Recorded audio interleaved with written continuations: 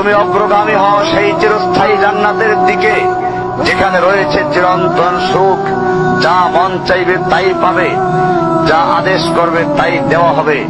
জেনে রেখো, দুনিয়ার চাওয়া পাওয়ার পূর্ণতার স্থান নয়, দুনিয়ার চাওয়া পাওয়ার পূর্ণতার স্থান নয়, দুনিয়ার চাওয়া পাওয়ার পূর্ণতার স্থান নয়। জান্নাতি হচ্ছে এমন জায়গা যা তোমার সব আকাঙ্ক্ষাকে পূর্ণ করে দেওয়া হবে।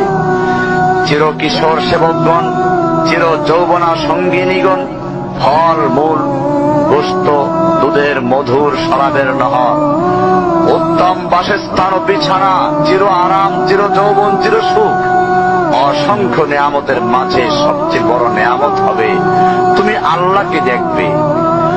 শুধু তোমাকে এটা বলাই যথেষ্ট মনে করছি, সবচেয়ে কম মর্যাদার যে জান্নাত লাভ করবে তা হবে দুনিয়ার 10টির সমান। সুতরাং হে মুসলিম, হে ভাই, আল্লাহ তোমার প্রতি রহম করুন। এই বার্তা তোমার কাছে পৌঁছার পর আশা করি তুমি তা তোমার পরিবর্তন এবং সংশোধনে যথেষ্ট হবে। গতানুগতিক চিঠি হিসেবে নিও না আমার এই পত্রকে, ফেলে দিও না। এটা ফেলে দেওয়ার নয়, আল্লাহর জন্য বলছি, এর দ্বারা নিজেদেরকে সংশোধনের চেষ্টা করো।